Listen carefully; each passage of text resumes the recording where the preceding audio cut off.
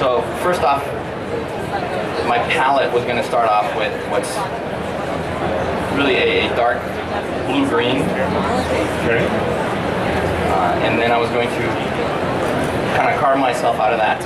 And one of the things that the Comic-Con folks ask when we do a cover for them is that we make the background independent of the figure in case they have to slide the logo behind the character or move the piece a little bit. It gives them a little bit more freedom with that, a little more versatility with it. So when I worked on this piece, I actually painted the background first and then the character on top of it. I'll go through a brief kind of step-by-step process of how I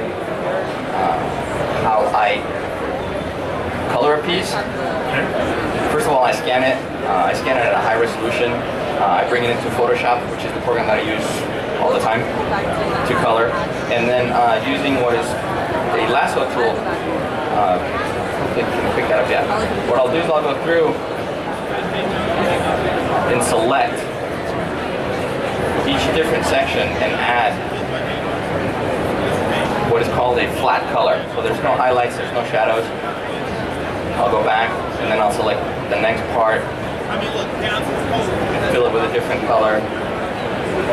It's probably the most tedious part of the process, and it really is just selecting and filling with a flat color. There's really no highlights, no shadows. So some of us, what we do, we actually hire people to do these for us. They're called flats. So when I get a piece like this, I'll hire someone to do it for me so that when I get it back, it looks like this. So just the flat tones are there. It's all local color, meaning that it's not being affected by any other light source than other one that would, if it was like middle of the day, that's your light source. So they're laying the groundwork, as it were. Correct. Yeah. Right, and it saves me time because people average about an hour a page when they do the flat work. So if you think about it in terms of pages, each book has 20 pages. I'm saving myself about 20 hours worth of work by hiring someone to do this for me. All right, and so my next step will be making him look like he's part of the environment that I've created for him. So I'll start to fill the colors that are already there and wash them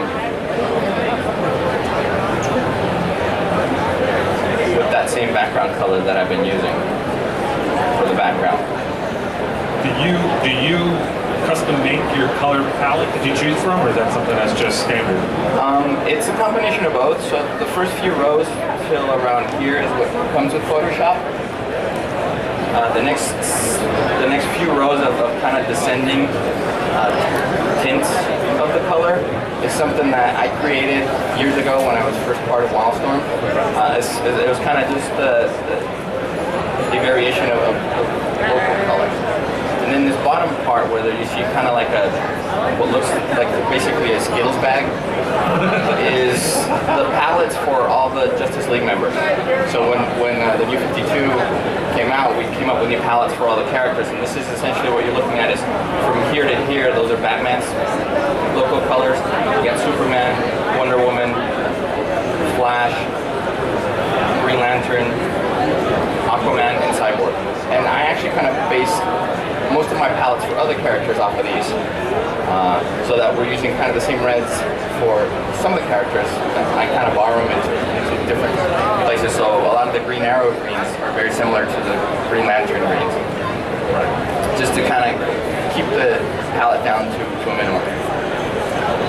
So from here, that's why I borrowed it. Now if you look at Batman, his skin looks a little darker, looks a little greener, but it looks like it belongs with that background color that I've established. Right, and then the next step is just really to start highlighting, adding the highlights and the shadows. So I will go through and select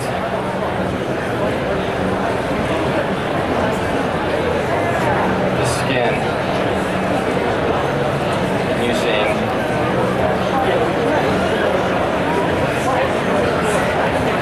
essentially it's just an airbrush. Right. Start to add some of the shadowing. And at this point, I am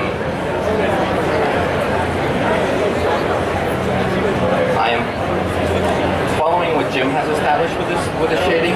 So based on this cast shadow from his ear onto his cheek, I can tell that the light's coming from behind, so I need to make sure that I light him that way, so that the shadows are on this part of his face, and the highlight that I'm going to create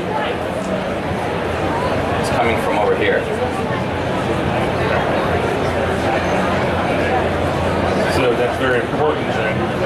Right. Is to know where your light source is. Because if I don't light it correctly, it's going to look off. It's not going to match what Jim's already said. Right. So it's one of the upsides of working with someone like Jim and Scott is that they do a great job of lighting it perfectly. The downside is that I have to do the same. I have to be just as perfect as they are. Otherwise, it's going to show up. Right. Right. And the style that I use when I color Jim Lee for coloring is what we call cut and grad. I'm basically cutting a shape and painting it. And these shapes simulate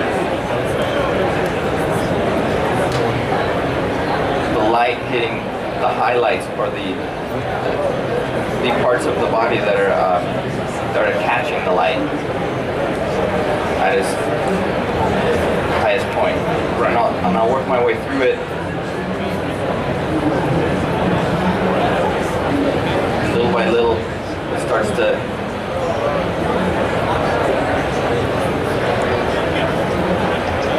look more and more realistic.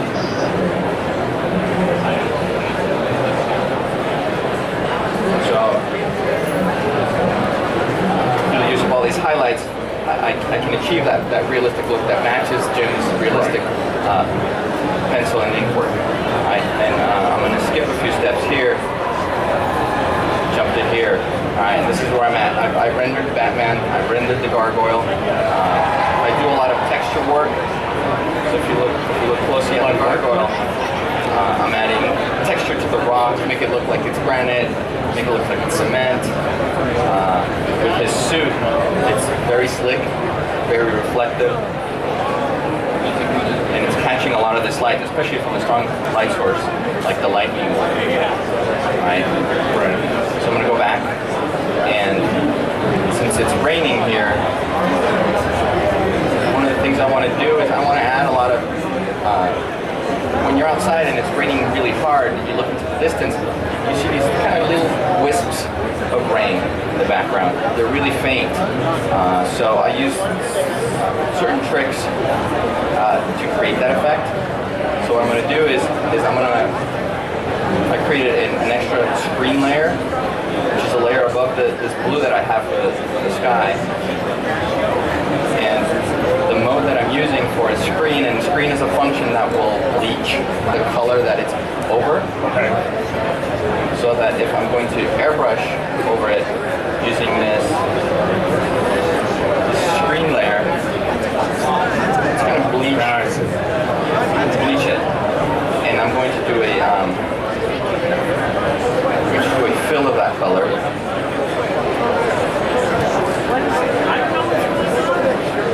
And something that's called dissolve, because as I take it away, you'll see that it's a bunch of tiny little dots. I know what numbers.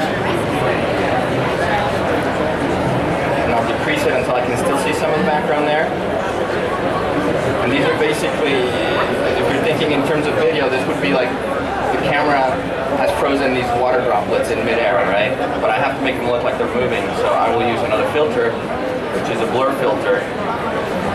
I'll do a motion blur to it, okay? And that activates that and makes it look like it's a ton of rain flying through. Okay? And I'm not done. It looks great, it looks pretty good, but it looks really mechanical, it looks really even. So what I'm going to do is I'm going to go through and paint out some of that rain. So I will take some Less perfect to make it look better and more natural. Yeah.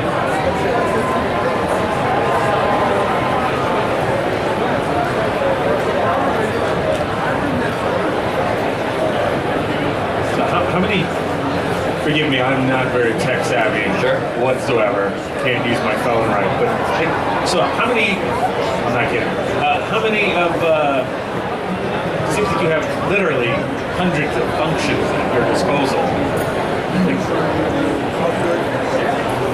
It's mind blowing to me the amount of options. Like Right, and Photoshop is such a great program that I treat it like a medium. So I approach it as if I'm using oil paints or watercolor.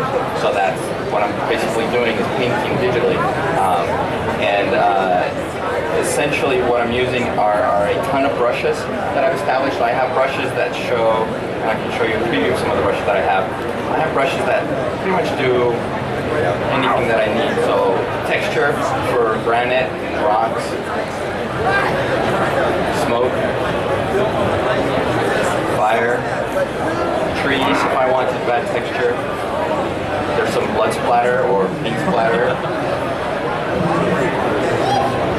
All that is splatter. There's clouds, there's flames, more fire, bubbles, fireworks.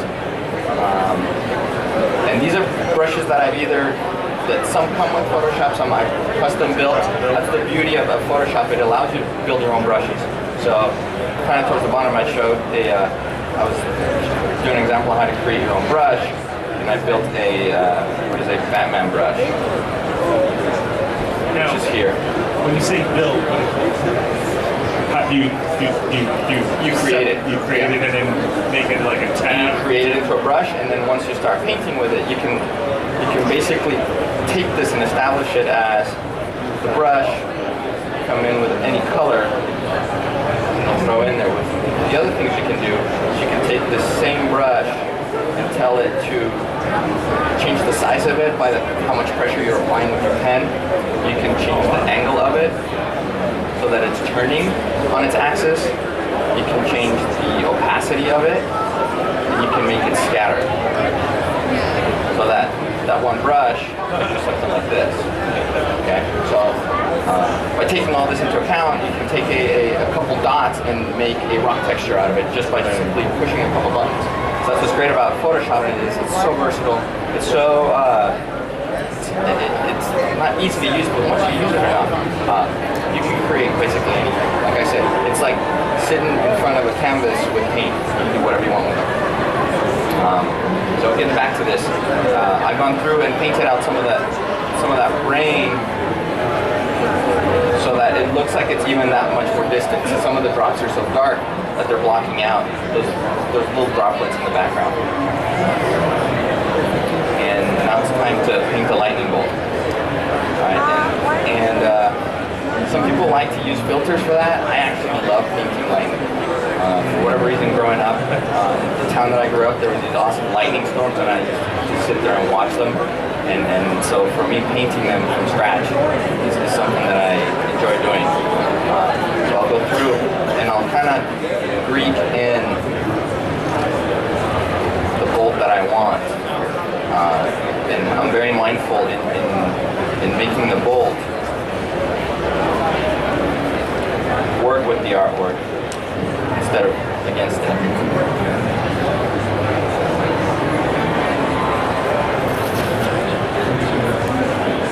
Very quickly, what drew you to doing this as opposed to drawing or inking or? I think like any other colorist or inker, we all started as pencilers. We all wanted to pencil, but through the process of getting critiqued by other artists and editors, you kind of discover what your strength is, and it was very apparent to me that people really liked my color. Every portfolio review was my pencils got critiques, my inks got critiques, and the conversation always ended with, "But I really like your colors." So it took me a while, but I finally clued into the fact that people like my color, and when way back when Wildstorm had a talent search, I just decided that I was going to send color samples in. Figured I'll get in that way, I'll eventually get myself into penciling or inking, and I did. I sent my samples in, I got picked up a few weeks later, and I enjoyed coloring so much that it's just Watching you do this, it almost seems like you're somewhat like a cinematographer. Because yeah. colors, I mean, if this was colored differently, the tone and the feel would be completely different. Right. Right. And that's actually a good analogy and one that a lot of people always ask or make as far as colors. It is that you like the scene, you set up how real the scene will look, how clean it is, how dirty it is, how bright or dim things will be framed, what's going to be reflected. the emphasis of the scene or the panel or the page, the cover, and I'm sorry, I didn't mean to get back to explaining what you're doing. fine. So and this is really just I'm kind of working my way through the lightning bolt, adding little details here to make it look realistic. There's not a lot to the artwork. It's a very simple composition. So I'm trying to add to the realism of it by making this bolt have all the detail that I've seen in these bolts. Like I said, growing up, I loved watching these things. These lightning storms come. I just keep working my way through it.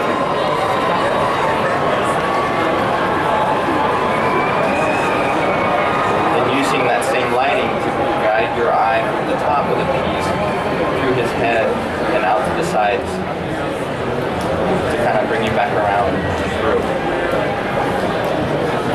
It looks great on its own, but what you just did right in front of me showed how much it makes it really pop out. Right. So that when you're looking at it, it's that really stark white versus his inks. Right. That help make that separation. Because the blue is a little bit dark, but now that you have that strong light there, it creates that. The next step I will do is I will go in and select some of this art that's here. Some of these drops, I will select them and change the color of them.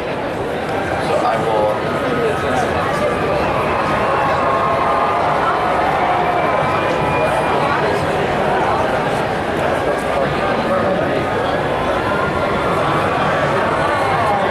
take them and change them into, again, more real. Yes. Really emphasizes Batman in this, not the rain. So as I go through and I select all of them, I take everything that's rain there and hold it. We call this a color hold. You take the color black and you hold it or change it into a different color. And again, it brings a little more emphasis. Everything, at this point, my job is to make sure Batman pops and do whatever it takes to get there. And then the next step is I'm going to add another layer of rain. But this time it's going to be rain. It's going to be thick droplets of rain. It's going to be a little bit darker droplets of rain. And I'm actually going to spin this a little bit, which is great. With Photoshop, again, if I was on a canvas or paper, I could turn it and I can throw lines easier. And that's what I'm doing here with Photoshop. I'll take some clues here from Jim, start throwing some lines of rain.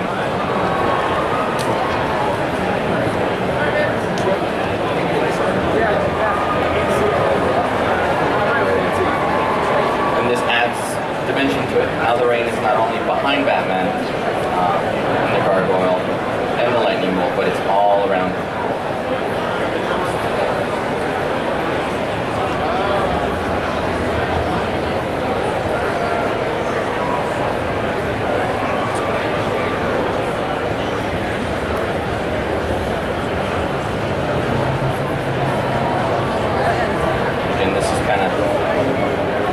Subtle, but yet it adds to the whole piece.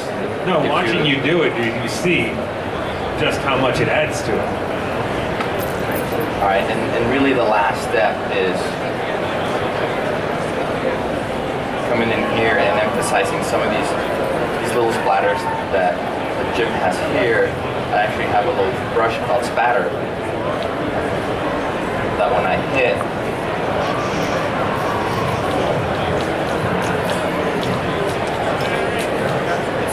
bouncing off of his suit.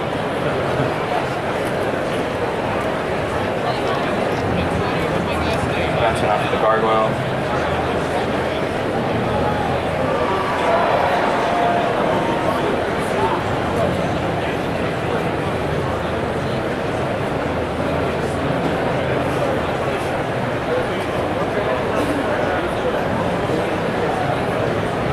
Amazing what these tiny details add to it. Yes. And some of it will show up, some of it won't, but again, But it's in there. it's in there. It's in there for you know, if this ends up being a poster down the line, which eventually will be, anything that's drawn by Jim ends up on some lunchbox, Everything, yeah. poster, Christmas. You're gonna see it stockings. again. Yes, I've seen it all. So I'm very mindful in adding these details because you never know how it's going to be used. And then the only thing that's left is really signing the piece and then sending it in for approval. And then this is kind of how I work my way through this particular piece. That's awesome. That's awesome. What do you guys think? It's great, right? Well, thank you so much. It's been so much fun and so informative, and a pleasure. Do you guys have questions?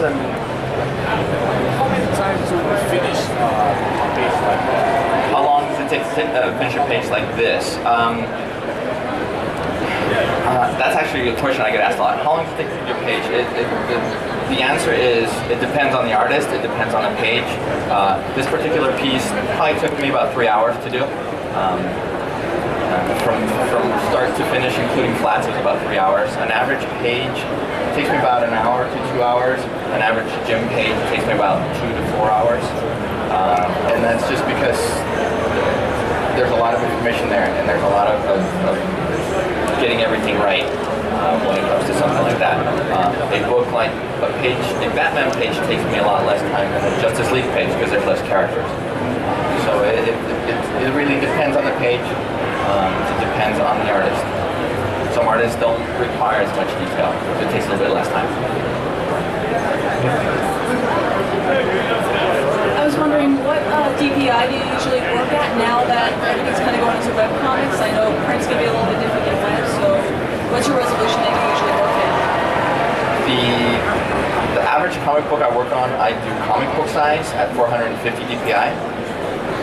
The gym books, I do comic book size at 600 DPI. Again, it's going to get blown I up. noticed that you were zooming in and Yes. staying. Yeah, and it'll stay. And I scan all of his art at 1200 DPI. Again, I'll get a call. Hey, we need this artwork for a poster. It's a lot easier for me to take not having to rescan the piece, but already have the scan at the high resolution, bring in the color and work with it so that the color holds with that liner at the high resolution. So you were mentioning earlier when you were doing the function in the canvas, that you could do the same thing with a physical piece of canvas, obviously. Do you prefer working in Photoshop, or do you like working more directly with markers or pens or whatever? If I'm coloring comics, Photoshop. If I'm going to paint anything else, I want that piece of paper or that canvas. It satiates a different artistic beast for me. So this is how I enjoy doing comic book work. But if I were to say draw a jaguar, I would rather do it on paper or on canvas. Anyone else have a question?